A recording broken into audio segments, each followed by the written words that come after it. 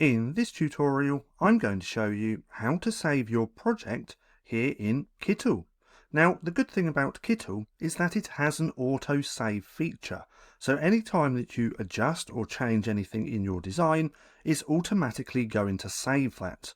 Now, what you can also do is come over to the three lines just here, which is the menu. Then we can come down to Save, and we can simply click here to save it. It takes a second and then all changes have been saved.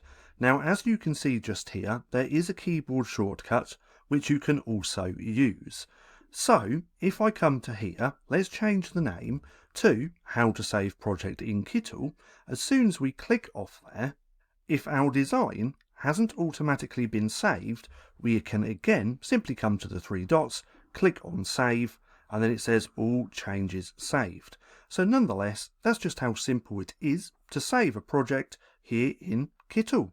Now, if you found this video helpful at all, then please consider giving me a like, as it really helps out the channel. And if you're not too sure what to watch next, click right here and watch this playlist.